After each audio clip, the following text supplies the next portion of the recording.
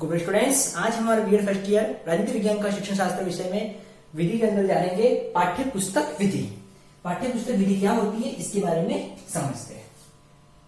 पाठ्य पुस्तक विधि, जिसको टेक्स्ट बुक मेथड भी कहा जाता है, यह एक अत्यंत प्राचीन विधि है और बहुत ही उपयोगी विधि के रूप में माना जाता है, क्योंकि कक्षा कक्ष में बच्चों को पढ़ाने के लिए पाठ्य पुस्तक के माध्यम से अध्यापक अपना शिक्षण कार्य करता है और शिक्षा के बेहतर उद्देश्य की पूर्ति के लिए प्रयासरत रहता है। इसलिए इस विधि को अत्यधिक महत्वपूर्ण माना जाता है।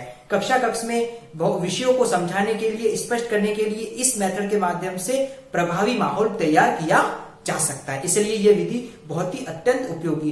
कुछ विद्वान या कुछ का यह मत है कि इस विधि के माध्यम से अध्यापक पढ़ाता है, बच्चा सुनता है, बच्चा पढ़ता है, अध्यापक सुनता है। इस तरीके से इस विधि को हम यूं कह सकते हैं कि एक तरह से मतलब एक तरह से रीडिंग हो जाता है, ठीक है, यानी पढ़ाना सुना। लेकिन इस विधि को इस तरीके से हम नहीं मानेंगे। इस विधि को हम बहुत स्पष्ट तरीके से समझते हैं कि इस मेथड का प्रयोग करने से पाठ्य पुस्तक के माध्यम से अध्यापक बच्चों को कंटेंट, विषय वस्तु पढ़ाता है और बेहतर तरीके से समझाने से भूगोल के अंदर मानचित्रों को समझाना, फिर बहुत से ऐसे बातें हैं, जानकारी जो पाठ्य पुस्तक के माध्यम से समझाई जाती है। इसलिए ये विधि विद्यालयों के अंतर्गत काफी सफल सिद्ध हुई है और इस विधि से ही बेहतर शिक्षण उद्देश्यों की पूर्ति होती है। तो ये कहलाता है पाठ्य पुस्तक विधि। इस विधि के संदर्भ में हम इसके लाभ देख लेते हैं कि विधि क्या है।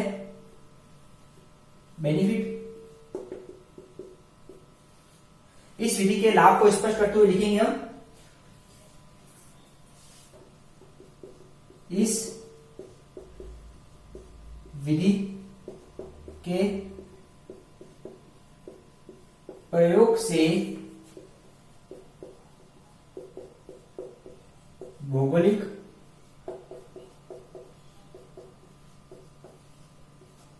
सामाजिक,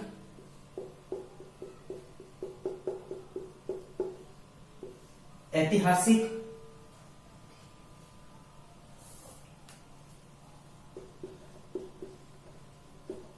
राजनीतिक,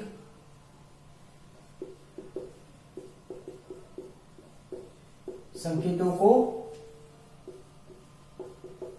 कंठस्थ कराया जाता है। इस विधि का प्रयोग करने से क्या होगा? भौगोलिक, सामाजिक, ऐतिहासिक, राजनीतिक जो संकेत है, जो पहलू है, उनको कंठस्थ कराया जाता है, उनको याद, यानी कि पाठ्य पुस्तक के सहारे से हम इसको बेहतर तरीके से पढ़ा सकते हैं।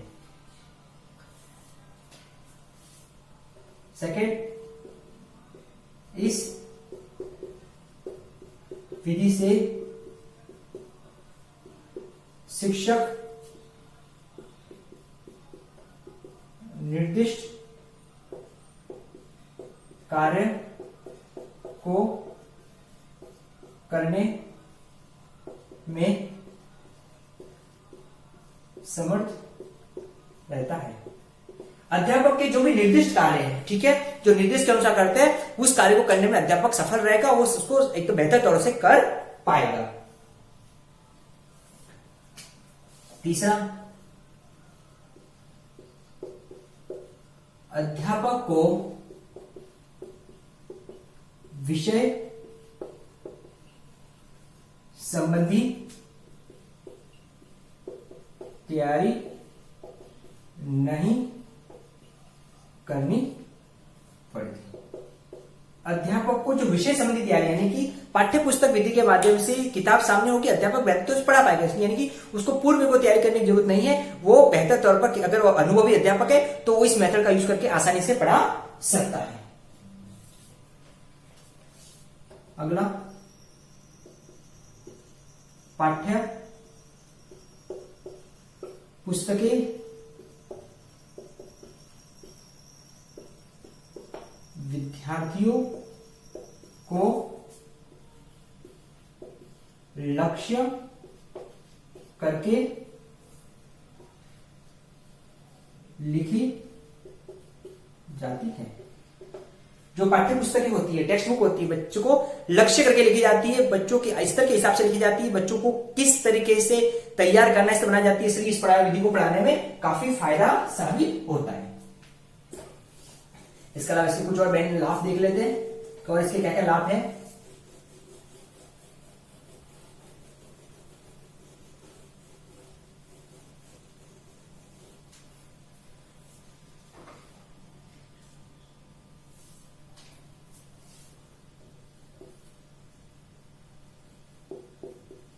कोई बात कक्ष में समझ नहीं आए तो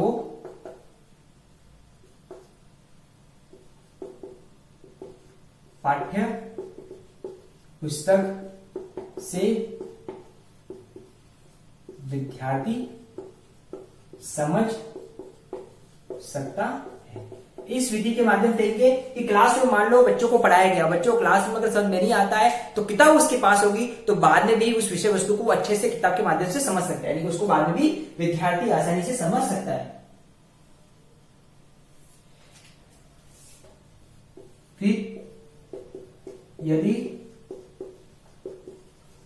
विद्यार्थी कक्षा में अनुपस्थित है तो बाद में पाठ्य पुस्तक से पढ़ सकता है। हम देखते हैं यदि विद्यार्थी कक्षा में अनुपस्थित है, ठीक है ना, वो छुट्टी पे नहीं आया, तो बाद में जो छूटा हुआ है, जो नहीं पढ़ पाया, वो पाठ्य पुस्तक के माध्यम से विद्यार्थी आसानी से पढ़ सकता है।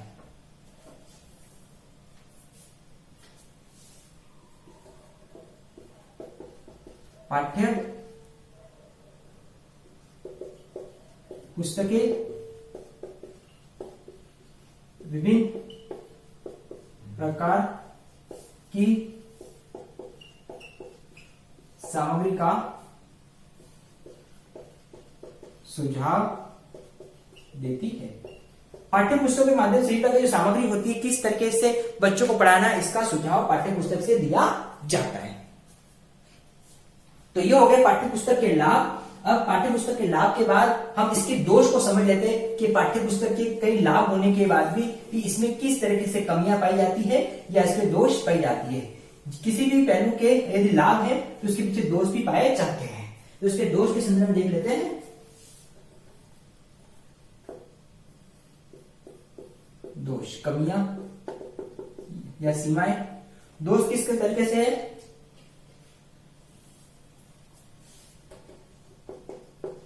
इसके अधिक प्रयोग से कक्षा शिक्षण का उद्देश्य पूरा नहीं हो पाता। यह में देखा जाता है कि अगर पाठ्य पुस्तक विधि का अधिक प्रयोग किया जाएगा, सिर्फ पाठ्य पुस्तक से माध्यम पढ़ा जाए, अन्य मेथड का यूज नहीं करेंगे, तो कक्षा शिक्षण का उद्देश्य पूर्ण नहीं होगा, क्योंकि सभी मेथडों का भी समय समय पर प्रयोग करना आवश्यक है। सेकंड, पाठ्य पुस्तकों में भूल रहने की संभावना रहती है। ये देखा जाता है कई बार पाठ्य पुस्तक में भूल रह सकती है, कोई त्रुटियां आ सकती है या गलत थोड़ा कंटेंट छप सकता है, इस तरीके से भूल रहने की भी आशंका रहती है।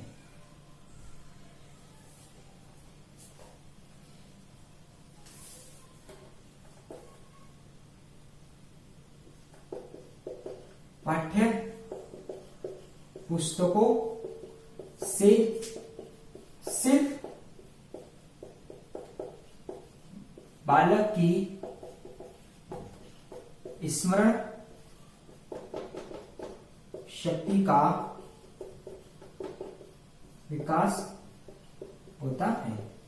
पाठ्य पुस्तकों के प्रयोग से बालक की सिर्फ स्मरण शक्ति का विकास होता है और अन्य जो पहलू, अन्य जो पक्ष होते हैं वो पक्ष अलग रह जाते हैं, उनके ऊपर विकास नहीं हो पाता। इस तरीके से आज हमने क्लास में पाठ्य पुस्तक विधि क्या है, इसके लाभ और दोषों को समझा। तो आज हमने पाठ्य पुस्तक मेथड को जाना।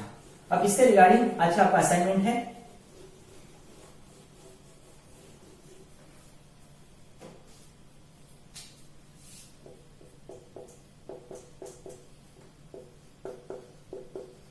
पाठ्य पुस्तक विधि को बताते हुए इसके लाभ व दोष बताइए।